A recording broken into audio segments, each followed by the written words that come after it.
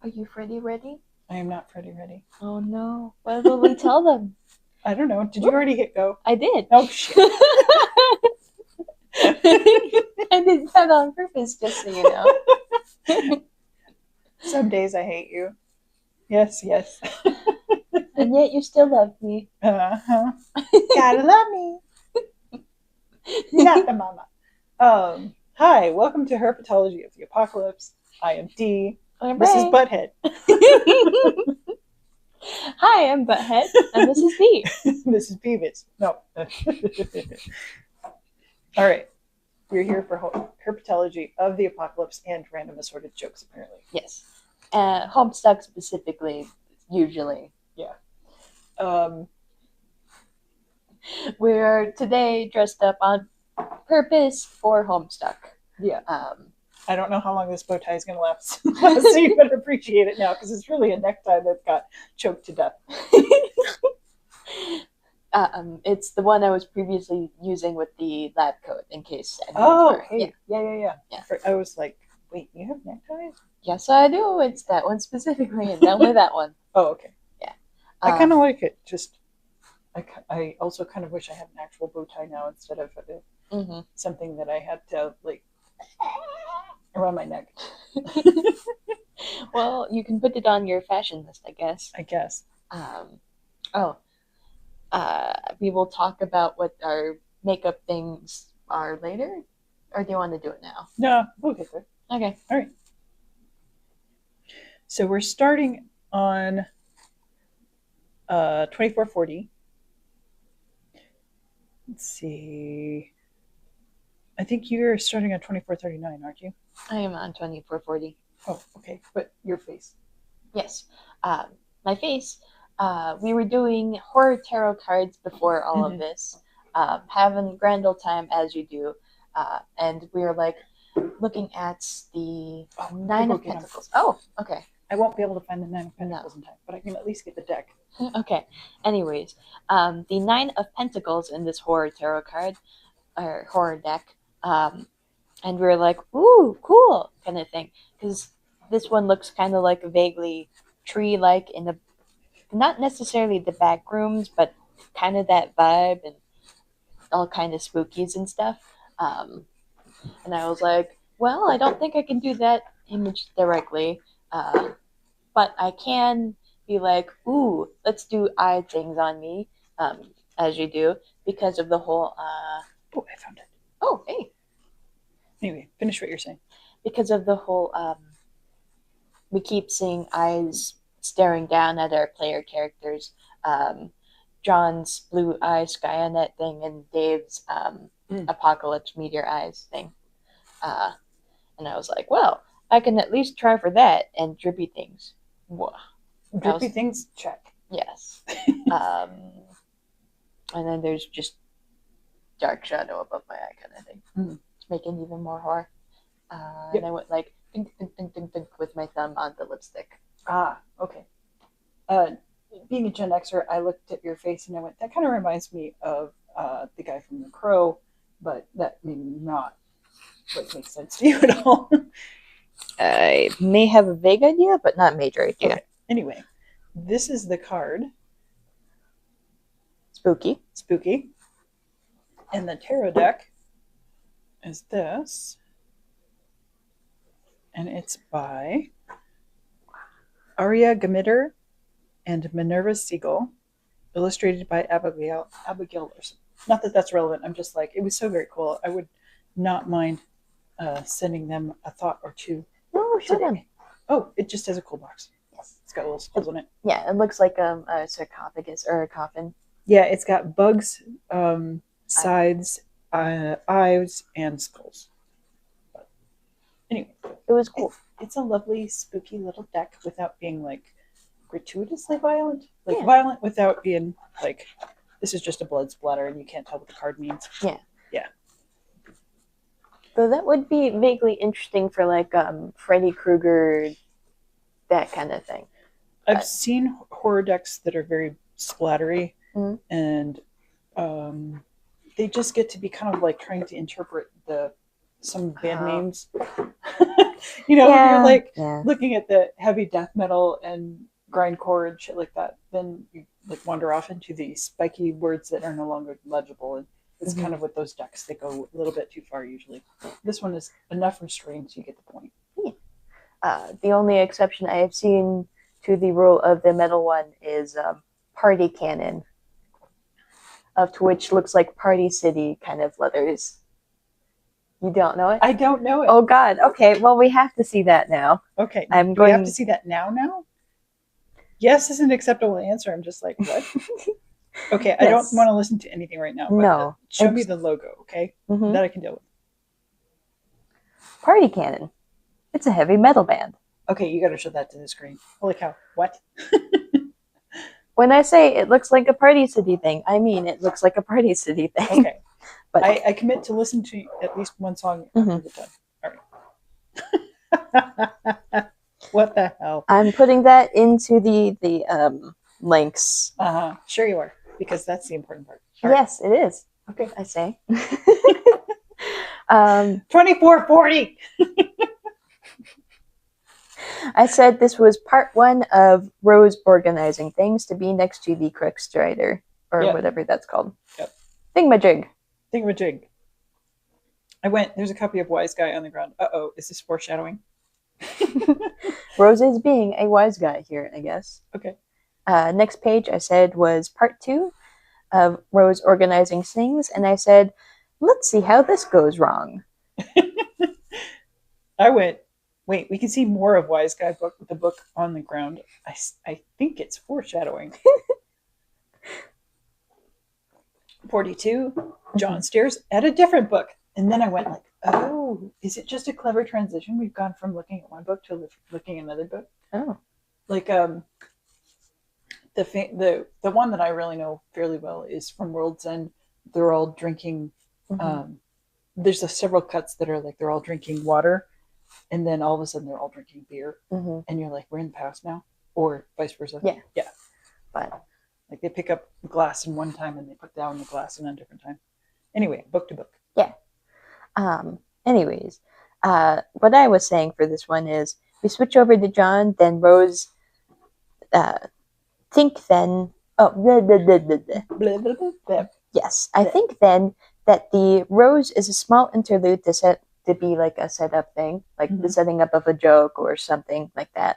Then after that, I zoomed in on a picture of a Harlequin leg in the background, and I said, "Leg so hot it can fry an egg," which is a very well-known old Tumblr meme. Wow. Yeah. Except to me, apparently. All right, and I will put that into the list. Sorry.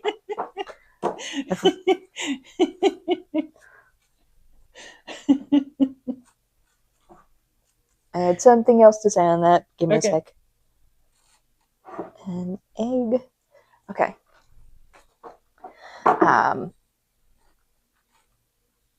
Quoted something from the text. From now on, it will probably go without saying that you'll nab any grist lying around without making a big fuss over it. And I was like, oh, hey. And way to be like, I'm going to write early ahead, be like, yes, John is going to repeatedly do this action. I don't need to keep repeating the same thing over and over and over. I've mostly seen that A in writing, but also B in like D&D and stuff. Yes, you do the thing automatically. Got it, kind of thing. For when a DM is bored of saying the same thing over and over. I went, oh, this is a World of Warcraft moment. The moment when they discover the option to auto loot. I've mostly seen that for like auto walking. You can like do do do do do do kind of thing on that. Yeah. Auto walking beloved and WoW specifically. Anyways. That's mostly what I had for that. Okay. Next 43. Page. 43. And so the book returns to the inventory. Solodux whatever for the Sassacre in there. You? No, I was just like, hey, he managed not to drop something for once. This will not hold for very long. No, it will not. Okay, 2444.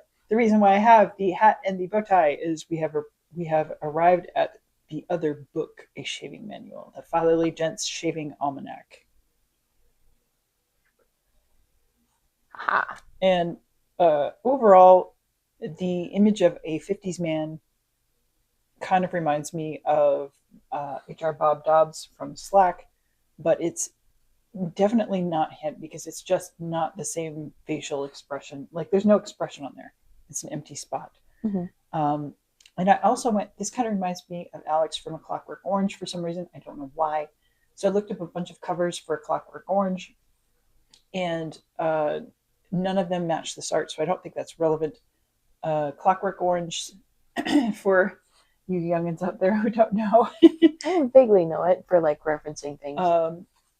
it's a British guy wrote a book about a violent psychopath with absolutely no conscience or morals, and him trying to be. Most of the book follows him through his before, but the focus of the book, the actual core of the book, is the after, which is where the main character gets arrested and they try to program him using visual aids to absolutely abhor the violence that he used to enjoy. And he starts crying at the end of the movie, but in the book, he becomes an upstanding citizen. It's one of the eeriest fucking things you can ever read. Anyway, I've seen that referenced like in media things, both in Star versus the Forces of Evil, and more recently, Poppy's Playtime. Both of them being like, yes, we are going to have a projector screen here to be with in front of a chair and stuff. That you're like, yes, this was meant for programming someone, kind of thing. Yeah. The character in the before section is very strongly associated with a straight razor, which is why I thought of it. Oh, okay. So I was like, is this? Another straight razor character is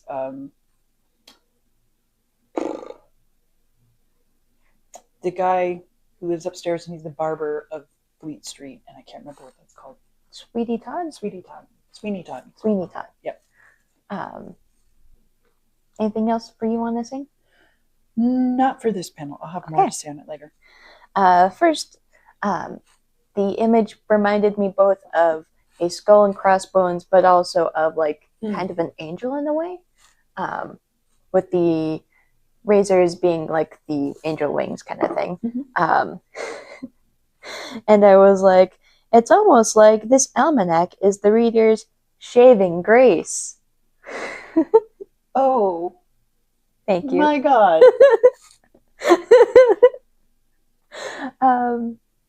I have the hat, but you have the dad jokes. I am defeated. Past that, I was mostly talking about how I liked the cover. It's not like the bestest cover TM or anything, but I was like, this is definitely not the worst cover we have ever seen, and also better than a lot of the almanac covers that I've been looking up. And yeah, because those kind of look like magazines that just forgot the plot kind of thing. I'm not wrong. You are so not wrong. This was before magazines and possibly after plot, but nevertheless, it is quite good. Thank you. Yes. Anyways, the font, I'm not 100%. I get it there.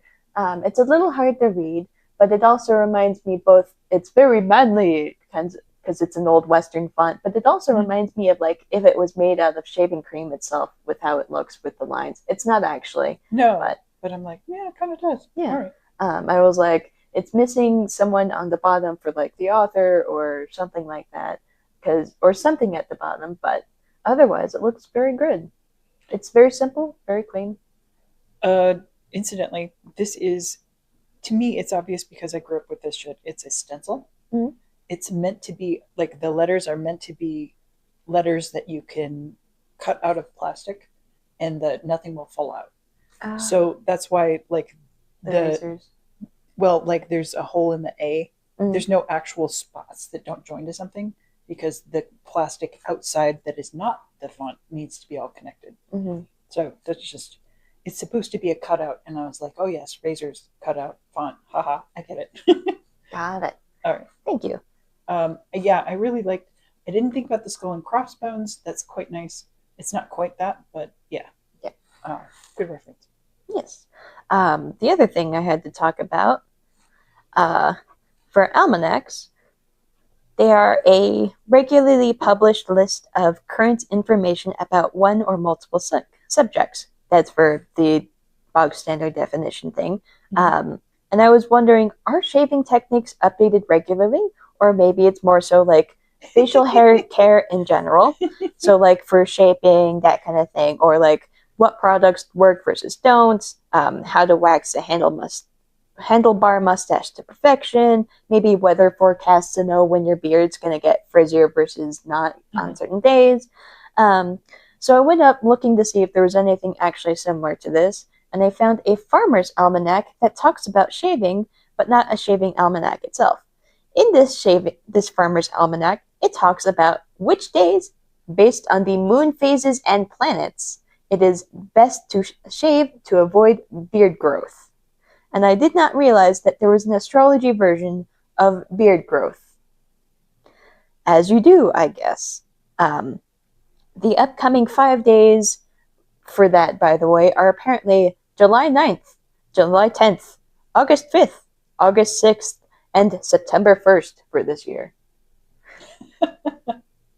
So if you want your beard astrology, I guess the Farmer's Almanac has it for you. That was the thing I had been laughing about yesterday. I was like, I need to put this in here. It's not technically relevant at this point. I just need to put it in here. Okay, so I'll tell you who it is later, but a friend of mine that we both know took an exceptionally long flight recently. And when he got off the plane, one of the people at the checkout counter said, "Did you have to buy a whole extra ticket for that beard, sir?" Oh, God. You know who it is.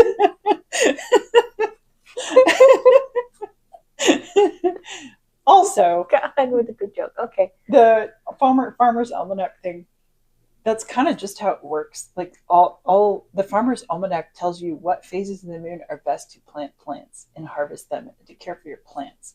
It's about farming stuff, and astrology for your farm is exactly what it is. So I was like, oh, this is going to be the shaving almanac. This is going to be a great joke, because obviously you don't do that with shaving, but you found something where they did, and that is just hilarious to me. Okay. Anyways, I just wanted there to you go. Yeah, thank you. The next page, unless you have anything else you want to say about this. No. The next page, 2445. You go first on this one. Yeah, a lot of this is me typing what's actually said out and making comments.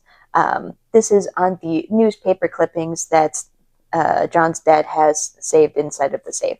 We have Monday, April 1990, kind of thing. Then the Common Hornographer for the title of the news company. And I was like, odd newspaper company name. Also, I don't think Hornographer is a real name. I tried looking it up to see if it was.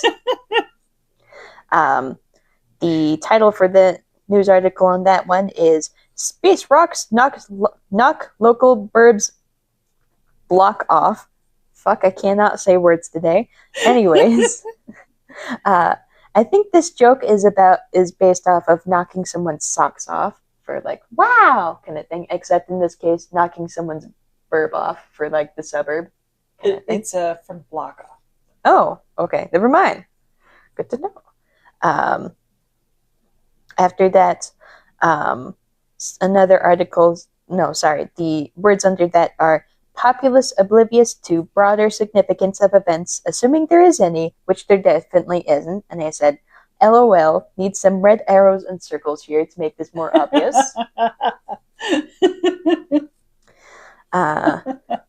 Shortly after 4 a.m. today, a downpour of meteors in a residential neighborhood became yet another instance in a pattern of recent rocky cosmological phenomenon. The incident, aside from property damage and loss of life, was downplayed by authorities as not all that big of a deal. And I said, guess that they had a tremendous amount of beard growth. And also, I'm not really sure what the local authorities could do about the whole meteor situation, past like supporting the neighborhood as best as they could. Mhm. Maybe they could go to hire people, but even then, the fuck are they gonna do? Shoot lasers at meteors? No. It's 1990 something. I refuse to believe they have that technology. Um, then different news clipping says Crocker facility leveled, and I said, "Oh no, what will the Crocker Corporation do?" Even though we keep seeing their boxes everywhere, yes, it is Crocker. Okay, because all I could really be sure of was Rocker, and I was like, it's not Rocker because it's not a capital R. Ooh. Mm-hmm. And then on another clipping, meteors, not foreboding in the least, for that one. Mm-hmm. And that was what I had on that page. Okay. Knock your block off. I'm not sure when that came about, but I know that's been a phrase for quite some time. It means it's a threat to knock your head off. Mm. Okay. Sorry, I've only ever heard the knock your socks off one thing, so. It's in Jim Speak Ego. There's a song about Barry, the time traveling dude. I can't remember his name. Bleh. Anyway, there's a song, and the video for it, or at least a fan video that I like, is has a clip from Justice League, the cartoon, and it's Barry, the speedster. I forget what his freaking name is. I feel bad. And Elastic Guy or Elastic somebody or other who was one of the members, but I think retired. And they're fighting with the little boxing game. Mm-hmm. And one of the threats that Barry makes is, "I'll knock your block off." And that was in a commercial in the 80s for that sort of thing. So I think you've shown that to me. Actually. I have. Okay. So, like I know, that's my particular documentation because I know that you've seen it. Anyway, it's a thing. Yeah. Okay. All right. Anything else? Yes, lots. The newspaper clipping is not just Monday, 1990 something, or it's Monday, April 13, 4/13, 1990 something, which to me says, because the headline for that particular paper was about space rocks knock local burbs block off, and it says the word burb specifically. What we're meant to take out of that is this what is happening now with the 4 kids has happened before and happened around the father. I'm not allowed to say anything. Right, just that's what we're meant to be taking from this. Mm-hmm. And it was shortly after 4 a.m. today, a downpour of meteors, which to me also went, okay, but the meteors this time didn't arrive at 4 a.m., so it's definitely 2 different incidents. It's not something that's exactly the same every time. It's not a time loop looking thing. Yeah. I really like that it's the Betty Crocker facility that got leveled. I'm like, yeah. At one point, you were like, okay, I shouldn't have said this, but I did, and there's more to the Betty Crocker stuff than we know yet. So I was like, yes, that's awesome. Common pornographer. The phrase that they're making fun of here is common pornographer. Oh God. Okay, I did look up pornographer and I saw pornographer and I was like, that can't be it. Hornyography. The writings of horny people, and the phrase, because I am the age that I am, reminds me very strongly of the common pornographer phrase that Larry Flint was always trying to get away from, and he just kept bringing it up so nobody could forget it. Larry Flint. There's a movie, The People versus Larry Flint. Larry Flint was a stubborn-ass son of a bitch who ran a pornography empire based around the Hustler magazine, which was kind of the opposite or the competitor of Playboy. Playboy had a lot of Playboy, weirdly enough, had a bunch of Stephen King short stories. That was where it came out because it was a men's magazine. The fiction in there was super good, and I think Harlan Ellison, about whom I have bitched recently, was also in there multiple times. So getting into Playboy was a huge cachet. it didn't matter if you were for or against the pornography. Just like that was a fuck ton of money, and it was very prestigious, oddly enough. But anyway, Hustler, the lower, the junk food of the pornography meal. Anyway, like Oh, not terribly bad for you, but not really very good either. He was weirdly he was paralyzed from the waist down after an assassination attempt in 1978 by Joseph Paul Franklin, a white supremacist serial killer who targeted interracial couples, Jews, and Larry Flint.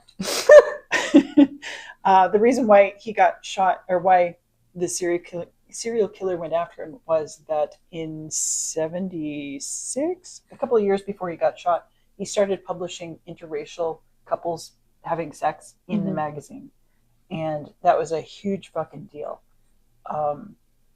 Because, wow, people, like, we think people of as being racist now, but they were more overt about it then. Larry Flint he called himself a big proponent of free speech. He ended up, I think he was mostly just stubborn. He ended up taking multiple cases very influentially up at the courts. The most famous for me was 1983 Hustler magazine versus Falwell, in which he took on televangelist, there we go, Jerry Falwell, who was like building a multi-million-dollar empire based on old people watching TV and sending him money. And was one of the people ripping off my grandparents on my mom's side. Oh, okay. Yeah. So directly leading to. Yeah. So Falwell sued Hustler over an offensive ad parody that suggested that Falwell's first sexual encounter was with his mother in an outhouse. When Falwell sued, he cited emotional distress caused by the ad. But the decision, which went all the way up to the Supreme Court, clarified that public figures cannot recover damages for intentional infliction of emotional distress based on parodies. Oh, okay. Yeah. After Falwell's death, Flint said, this is the part I didn't know about. Flint said that despite their differences, he and Falwell had become friends over the years, adding, "I always appreciated his sincerity, even though I knew what he was selling and he knew what I was selling," which doesn't sound very sincere. Like, I appreciated his sincerity that we're both grifters. Okay, dude. Way to compliment your dead friend. All right. That's what I have for that. If that's how it's going to go, I guess. Anyway, there was, like, the 80s and 90s was a huge backlash. Less so the 90s, actually, now that I think about it. But in the 80s, there was a huge backlash over the permissiveness of the late 60s and throughout the 70s.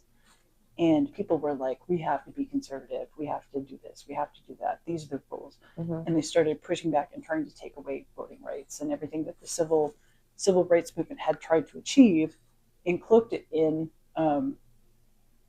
Black people, gay people, trans people are all evil, sloppy, messy, cheap, and icky and porn. So when you see like tropes about that, there's a lot of pushback because of the 80s. Anyway. And so we get to see history repeat in lifetime. Wow. Yay. Fun. Yeah. It's just like a tactic that people of my age are like, yeah, we've seen this before. Anyway, ready for the next page? 2446. Give me a sec. My thing decided to not load correctly. Oh, well, I'll talk. John's looking at a piece of paper taped to the wall. John's dad left him a note saying, since he could see the paper where the safe was covering, he's now strong enough to lift the safe and therefore is now a man and entitled to what is in the safe and should take his responsibility seriously. Which I laughed at, and then I was like, wait, all right. If this has happened before, which it has because it's in documents locked in the safe. Okay. It sounds like the father was never waiting for John to become a grown-up. He was waiting for John to become this, to have access to supernatural powers. Because Normal grown-ass adults would not be able to move that safe. Okay. So because you know how, like, the document safe that I've got in my room, it's heavy, it's tiny, it's heavy, and it's not carrying two ginormous ass books in there either. right? So we're talking like a waist high, chest high safe. And safes are usually made with steel and filled with cement. So we're talking about moving a big ass block of cement, hollowed out, but still it's a big ass block of cement. We're not talking like normal adult male lifting things. We're talking like, at a minimum, Arnold Schwarzenegger in his prime. God, okay. Okay, so we're not talking about anything normal here. He's waiting. We have the context to say John, he knew that John would face this someday. And his idea of manliness isn't about shaving. His idea of manliness is about being able to move that safe. Right? Okay. What the Manual of Shaving and Colonel Sassaker's first edition have to do with this, I haven't sussed that out. All I know is we have the context of, you don't get to know about this happening before until you're able to move the safe. One, I'd taken the lifting the safe thing literally. I will talk about that more later. Two, I think that the books inside are more so a mark of maturity kind of thing. Like, I have accepted that you've become mature enough to be left on your own kind of thing. Because as we've seen, the dad has literally been kidnapped, and we don't know how long it's going to be. As of right now, he's going to be kidnapped. So this may be a good way of assuring John, hey, I see you as mature enough to be able to be on your own. You're a man now, kind of thing. I went through this in some fashion and survived. These were the books that helped me at the time. I can't be here for you because nobody can be here for you during this whole fucking weird process. Yeah. Good luck. I know this is me saying, I don't know if this will help, but it can't hurt. Yeah. Or not. Like, the news clippings could be in the same way of like, hey, you're finally now mature enough to learn the family secrets. Yeah. In the way. Yeah. Yeah, that was very much the vibe. It's I can't remember if it's Jumanji or the Zathura that had something vaguely similar to that. I haven't watched those obsessively, so you're going to have to walk me through it because I'm not thinking. It does not ring a bell. I'm assuming you mean the Robin Williams ones and not the new ones. Yeah. Okay. New one. My brain is niggling me about one of those two movies and is saying they had you are finally mature enough to now know the thing TM. And I can't remember which one it is, sadly. Okay. Yeah. Would you write that down to me? Yeah. Give a brief shot at picking that out. Will you say things for a few seconds? I don't know anything else to say about this particular page. I can move on to the next one, but I don't know if you're ready yet. I'm not ready yet. Okay.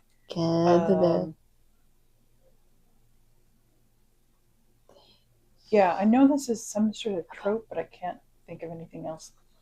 Like, my brain is like, oh yeah, The Last Starfighter, and I'm like, I don't think anybody ever was like, had that specific trope, so I might have to look that up too. But I'm going like, oh, The Last Starfighter. No, that's not right. Anyway, but it's something that's like, you're now finally mature enough to know the secrets, TM. I've seen maybe it be like, here, these the family cookbook or something, for like old kids TV show things. Yeah. All right, what do you got for this page? Anyways, so I took this page literally, as in John being physically strong enough to lift that safe. And I had also remembered where the page had been taped incorrectly. I had thought it was on the underside of the safe kind of thing, taped under there, so that John would have to lift it up to be able to see it. But no, I was wrong on that. And I was like, well, this seems to show an appreciation from the dad for physical strength, both for he himself is probably very physically strong, and he also expects John to be physically strong enough to move the safe, kind of thing.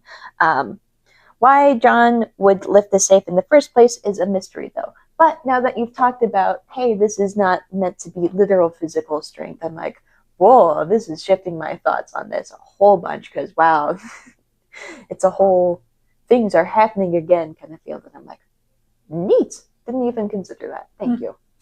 You're welcome. It seemed kind of perfectly obvious to me, though. So, all right, 2447. Mm-hmm. The safe code is 024913. There's a 413 in there, but the rest I don't know for like the numbers and stuff. I was like, it doesn't seem to be a date exactly. So I'm not actually sure what the 02 and 9 left would be. I looked this up briefly because I was like, this sounds like something I should know. And apparently it was a submission by a reader just for a code. So it doesn't necessarily mean anything in context. Maybe it meant something to the person submitting it to, but we don't have that information. Cool. Good to know. I also was like, was this the same code in Problem Sleuth? I looked it up, but that number is 412366. So, question mark? Which also has a 413 buried in there, but blinded by other numbers. Yeah. I don't know. Interesting to know, but as he said, probably not very useful. Anyway, 2448. 48. We're looking at the back of the capture card, capture card. I will have further things to say on this on 50, but I'll say things for this now. Mm-hmm. The zeros and or O's kind of look like stylized 70s D's. I don't have the page pulled up, but I have it kind of screenshotted here. Yep. Anyways, I was like, they kind of look like 70s D's or like Scooby-Doo D's kind of thing. Yeah. Yeah, they do. I was like, now that you say that, I can't unsee it. Mm-hmm. Plus, zeros would like have a little slash through them to make them readable, and I was like, I'm pretty sure it's on purpose that this is hard to read at this point. Yeah, like even more so than regular. That was what I had to say on that. I got nothing else. Okay. 2449. To the void it goes.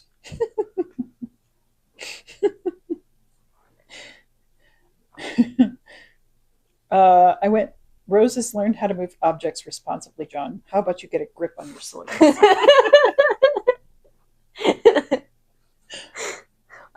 Yep. Okay, 2450. Okay, this is the page that I was talking about captcha logs or captcha cards. Do you have anything you want to say before I go into it? Yes. I was very confused the first time I read this and the second time I read this. And finally, after I stopped and put things together, I was like, oh, okay. I see that this is like, wasn't this card like 000 like 2 seconds ago? It was. And it just went completely over my head. So that was funny to me. One of the imps is coming through the hole in the wall of the kitchen. Time is running up. Dun dun dun. Dun dun dun. Okay, ready? Yep. So, for the change between the zeros to the ones, I was like, oh, that makes sense. I wouldn't have even thought to look and see if that had actually changed, because it's going from holding emptiness to holding a card, which the card itself is empty kind of thing. But I was like, it's probably a good thing that like the empty card is so hard to figure out, because I'm sure there's shenanigans you can do with like, I'm holding emptiness or the void, or like the same way you'd be like, this is doing something really fucky to atoms or some shit, and you're like, I don't want to figure out what you can do with that kind of shit. Yeah. I was also noting, because on the 111 page for the holding the card, there's a G and a Y on the back of that card. And I was like, oh my god. Because there's the G. Oh! And there's a Y. Yeah, you're not going to be able to see this, but I'll try and show you. Okay. Okay, that's like spore level shit right there. And then Y. There's like tiny, and then there's huge. but it's real hard to see. Yeah. Also, I think I've seen this illusion before. Like, it's the one that makes your eyes go like, this is spinning. Anyways, not the point. I looked at the 0001, and there's an X on there, as well as an 8 kind of thing. There's X. So we may have solved the mystery of what's on the back of the catalog cards. The one that I previously thought was an infinity sign, I can't remember which one that was. I think, it's the Pogo card. It has the eyes on it. That one has an ampersand. That's why it looks so weird. And I was like, I'm not actually sure if this is an infinity sign or not. It looks kind of weird. It's an ampersand kind of thing. So I think we will be seeing more about that later, I guess. But just was like, oh my God on that. Nice. Thank you. Next page? 51. Yep. Yes. I will go first because I have a small thing. Okay. Honestly, I'd make that mistake too for like punching hole card into the thing holding the card. I'd have been like, did it again kind of thing. So fair enough, John. Fair enough. I went, hopefully this gives him the power to reproduce Siladex cards later on. Because otherwise he's screwed. Yeah. That also, I noted that it is vibrating. And I have to wonder if he's stuck the same way John was earlier. Because he's just... He's glitching out. He's got his collision mixed with the bathtub, and he's going to shoot out here in like 3 seconds the same way the Amazing Digital Circus thing did. Yeah. Once again, Rose tries to stop John from punching the card and realizes she's too late as she's typing it. I have to so we've seen Rose, she does things and then she's like, wait, I could not do the thing, I'll do something else. And then she kind of slowly gains mastery. I wonder if she's going to figure out how to, I just about said something and then went, no. I wonder if she's going to figure out how to stop John in time. And I'm like, clearly, no, that will not happen. She will not figure out how to stop John in time. However, she may figure out a better way to try to stop John in time than to just type it out. Yeah. Keep typing it out, knowing that he's not going to look at his fucking master logs until after he's done doing this stupid thing. This is John. John's just gonna John. John's gonna John. But at least she won't have to be stuck in place on that. Yeah. Okay. I will look forward to that later, I guess. 2452. And to the void, the hat goes too. So many void things. Okay, the way he chucked the hat out that hole, I was like, the Siladex. It's on purpose, isn't it? He just likes the feeling of things going, whee! I mean, you're not wrong. I could say something, but also that's very potentially spoilery. Oh, damn you. Oh! Someone was like, I need to make sure that the laptop is plugged in because I unplugged it earlier. And I also turned off the thing. Yeah, that's so helpful. Yeah. Thoroughly paranoid. Thoroughly paranoid. Anyways. Laptop now plugged in. Okay, good. Go from there. All right. Anything else for that page? Other than the hat going into the void beautifully. I could say something here, but it would be a spoilery thing. So I guess I'm saying this for the people who do know something. Oh, yes, we have not used this in a while. This reminds me a lot of John doing the windy thing of like, something goes over there. It's very a free thing, free action that you would only find via John being who he is. And I think it's interesting seeing it so early and stuff. Okay, we're good. I feel like I'm in a sensory deprivation tank. Okay. Whatever that was, I don't put it in the description because I'll read the description later. Yeah. Okay, thank you. 53. 53. Sorry, I clicked on the page and had to see it again and had to laugh. John picks up the punched card and throws out his PDA, and Rose catches it with a sweet catch kind of thing. And there's an imp outside who is staring at all of this shit being thrown outside. And Rose brings back John the PDA, being like, John.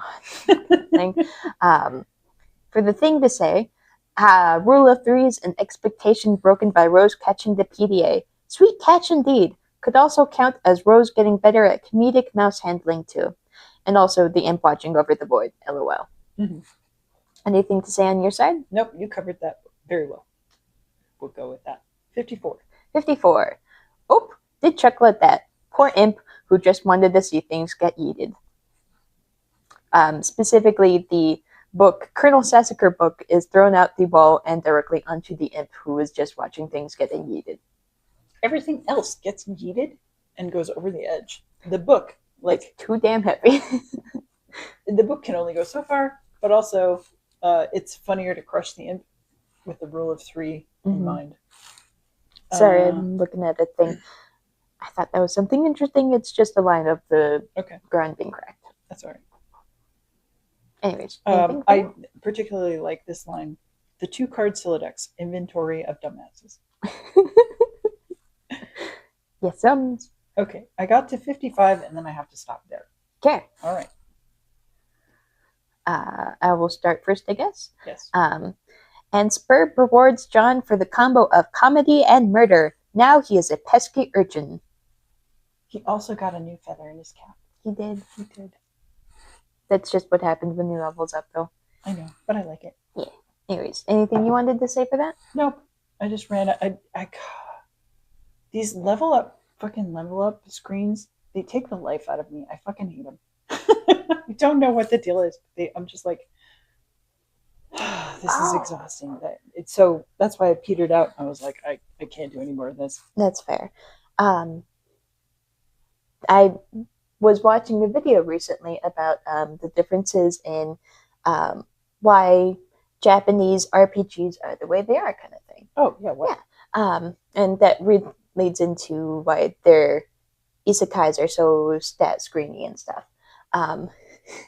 So they started off with really old games that were like wizardry, or the ones that you're like, there's like 3 pixel colors on this screen kind of thing. Yeah, really old school RPG stuff where everything is in here is a stat screen, here is all of your inventory, blah blah blah kind of thing. Mm-hmm. And they had that stuff get exported over, exported more so. Some Japanese people were like, wow, we really like this, let's translate it over to here kind of thing, fan work stuff or fan translation stuff. Did that kind of thing. And they kept on that stuff, and that got popular over in Japan. Meanwhile, the Western side was like, oh yes, we're going to do these kind of games, except make them even more like tabletop games like D&D and all that kind of stuff, which led them away from like looking at screens and stuff because you want it to be more immersive. Mm-hmm.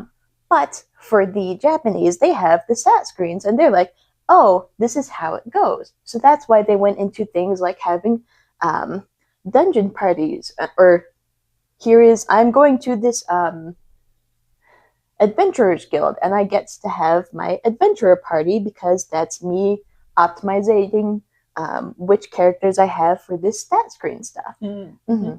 And it went further from there and there and there, and like the West tried to be like, yes, here we will give you more games, and they're like, no, we like what we already got kind of thing. And it just went diverging point that way, the same way that like comics in America versus manga in Japan, that kind of thing, started at the same point, went off way different points and stuff. And that's why the stat screen level up stuff is so important over there. And it reminded me of the whole John leveling up thing, optimization, except in this case the Hussy stuff is, or Homestuck stuff is, making fun of that kind of thing, making fun of optimization, I think. Yeah, and I can deal with the stat screen optimization, but I've been a long-term World of Warcraft player, and oh my god, it is a lot of work, and so my brain shuts down. My apologies. I thought I went further than this, but I blanked out the fact that I was like, oh, stat screen, I'm dead. That's fair. thing. I'm gonna send the video to you, but I'm also gonna put it in the description for the thing that I Yeah, this sounds like the sort of thing I should probably read or watch. It's from Mother's Basement. That's the Oh yeah, the one that got me hooked on Apothecary. Not Apothecary. The Bookworm. Bookworm. Ascendance of a Bookworm. That's what it is. Bookworm. Yep. Yeah. Like mine. Or Mine. Or yeah, however you want to say it. Mine. Anyways. Mine. Mine.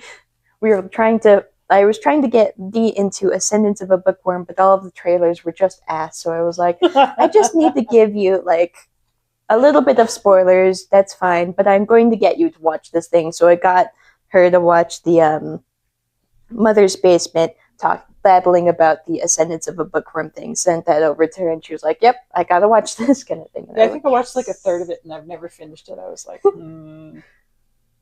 what follows is spoilers.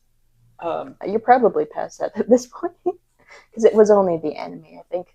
Yeah, I haven't read that far ahead in the series though. Oh, okay. Like, I was trying to read off of a fan translation at the time, and so the translation was doable, but it just bugged the shit out of my brain.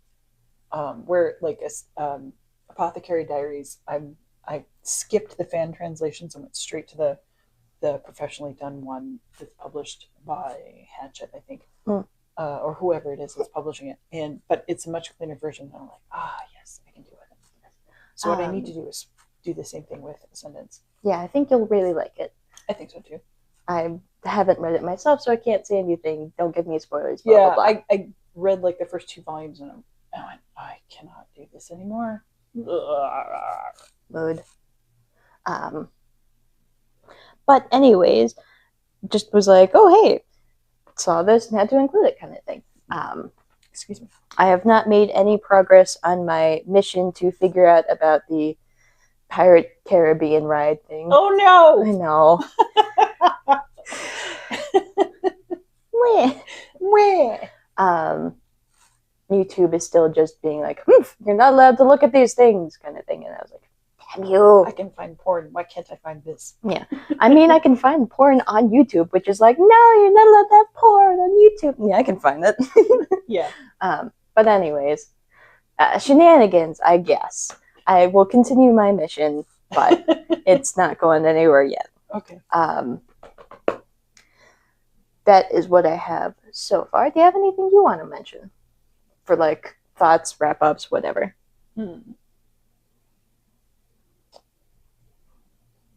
I want to talk about some of the stuff we talked about today, but that's villainous stuff, so we shouldn't talk about that here. I mean, we can just be like, here, bonus parts.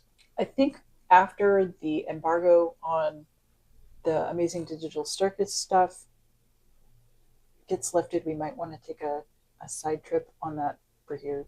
Oh, yeah. We've already got like Herpetology chats as its own playlist. We can put this in the new bonus side chats. Okay. I think, yeah. I'd like to do that. We could do that for Villainous as well if you want to do that today or not. Not today. And I don't want to talk about the Amazing Digital Circus because I still have to dig some more stuff out. Yeah. Plus spoilers for we're not there yet. Yeah, we're not. I think it's like 2-ish days until things. Maybe. Okay. So I should get that wrapped up soon. I'm working on, for everybody else, I'm working on putting together kind of like the Gen Z millennial version of I Have No Mount and I'm a Scream so that you have more context references because I was like, okay, apparently the game is very different than the original story and the original story is much more relevant than I realized. So yeah, I haven't played the game yet. No. Just talk to you.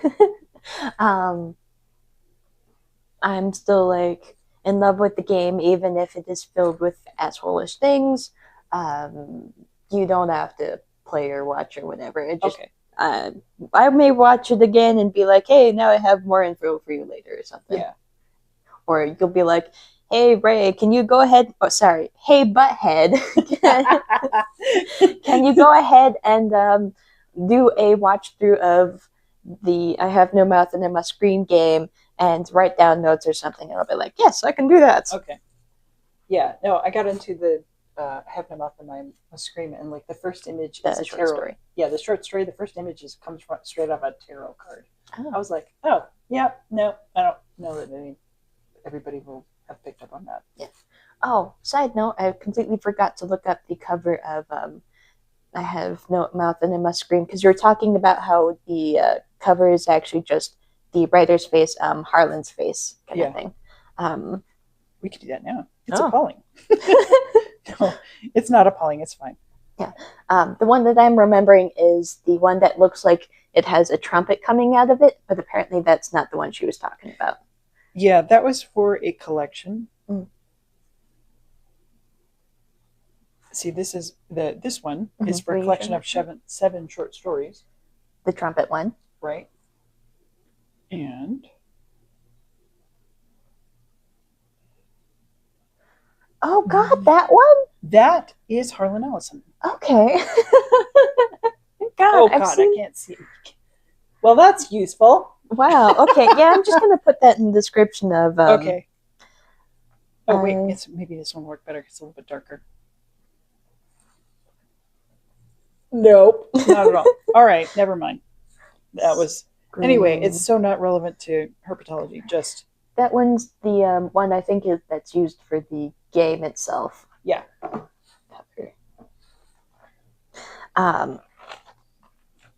But it was really just. It's interesting to see that kind of thing, I guess. Yeah.